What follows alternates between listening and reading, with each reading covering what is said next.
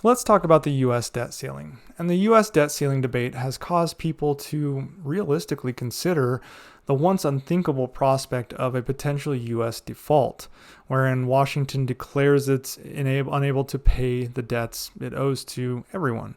Some experts argue that this would create chaos for both the U.S. and global economies. Even without defaulting, the U.S. or the reaching the debt ceiling could cripple the government's ability to finance standard operations, to include operations in national defense and funding entitlement programs like Medicare and Social Security. Potential consequences of hitting the debt ceiling include a credit rating downgrade for the United States, increased borrowing costs for businesses and homeowners due to increased interest rates. A decline in consumer confidence could shock the financial markets and push the economy into a recession. Goldman Sachs economists estimate that breaching the debt ceiling would immediately halt about 10% of U.S. economic activity. According to the think tank Third Way, a default could result in the loss of 3 million jobs and add $130,000 to anyone trying to get a mortgage. Due to the interest rate rises, we could potentially see an increase in the national debt by $850 billion. And these interest rate rises are cascading. That's what affects things like the mortgage. Moreover, higher interest rates could divert future taxpayer money from crucial federal investments such as infrastructure and healthcare and education to having to pay higher interest rates. Treasury Secretary Janet Yellen wrote to Congress in January 2023 stating that failure to meet the government's obligations would cause irreparable harm to the U.S. economy, the livelihoods of all Americans, and global financial stability. A U.S. default could have a devastating impact on global financial markets because the United States is so integrated into the world when it comes to economic power and economic exchange. The credit worthiness of the U.S. Treasury securities has long bolstered demand for the U.S. dollar. It contributes to the value of the dollar and its status as the world's reserve currency. Any damaging effect to the confidence in the U.S. economy, whether it's from an actual default or even the prospect of a default and the uncertainty surrounding it, could cause investors to sell U.S. Treasury bonds and weaken the U.S. dollar. This could lead to a ripple effect through the markets for treasuries as the value of over half of the world's foreign currency reserves, which is held in U.S. dollars, drops. A weaker dollar could make debts denominated in other currencies relatively more expensive and threaten to tip some emerging economies that use that dollar as leverage to conduct trade. They could be pushed into a debt crisis. U.S. exporters would benefit from a dollar depreciation as it would increase foreign demand for their goods, effectively making them cheaper on the global stage relative to, say, the euro or the yuan or the pound.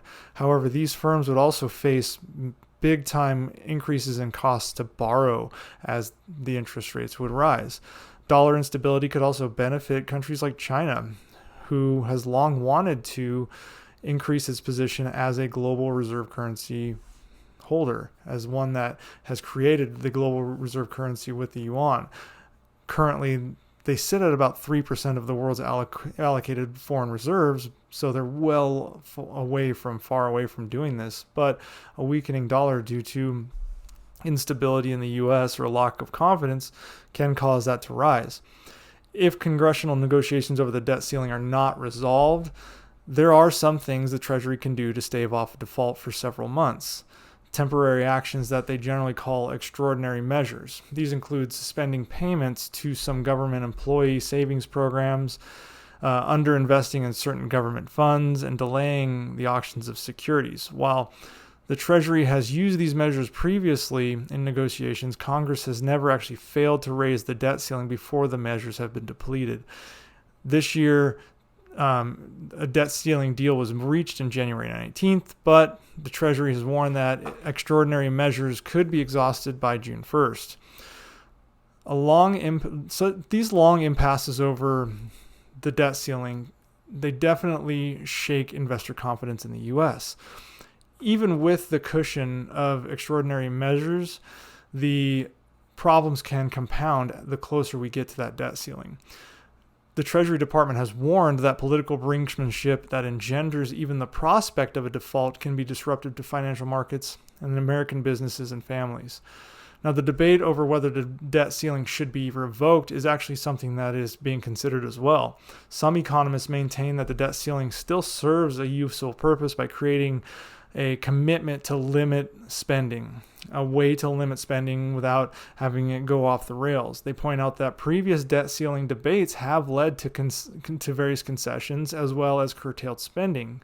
Numerous other economists and policymakers argue that the federal debt ceiling is detrimental to sound fiscal policy, asserting that it is unwise to hinder the government's ability to already meet its legislated financial obligations. And when I say legislated, I mean the government, the Congress, has approved these. So now they've approved these programs, but become unwilling to fund them. So it's somewhat of a problem there in that they want to show their constituents that, hey, I've created this program that helps my state, but I'm also potentially one of those that say, I don't want to fund the government. So don't fund them, but fund me. And that becomes part of the political brinksmanship. Even though both sides seem quite impassioned, I would still bet an agreement at the very least on a continuing resolution will come. I don't think we're going to default. And if you don't know what a continuing resolution is, it's a temporary funding measure that is passed by the U.S. Congress to fund the government operations when a regular funding bill, like we're trying to have right now, is not passed before the end of the fiscal year. It allows the government to continue to operate at the same funding levels as the previous fiscal year until a new budget is passed. Now, continuing resolutions can be used to avoid a government shutdown or to provide additional time for Congress to negotiate and pass a regular appropriations bill. A continuing resolution is pretty short usually, such as a few weeks to a few months, but can be extended if necessary. Now, during this time, federal agencies and programs are typically funded at the same level as the previous year's funding, with some exceptions for programs that require mandatory spending or have been specifically designed for increased or decreased funding. Now, there have been 47 continuing resolutions issued in the last 13 years. And during the duration of these, some of them were only a day long until negotiations were met, and the longest was up to 176 days. In some cases, they're used to fund the government entirely. In some cases, they're used to just avoid a shutdown. Currently, for fiscal year 2023, the continuing resolution that was acted back in September was to avoid a government shutdown and provide temporary funding of operations until December. And so these continuing resolutions continue to keep us afloat, but they are only a band-aid. It helps us avoid default and all of the problems I just talked about, but eventually an actual appropriations bill needs to come to the forefront and be issued. Until then, we're going to see a lot of the debate over the appropriations bill of the debt ceiling and on things like government funding for programs, and we'll see where they go from here.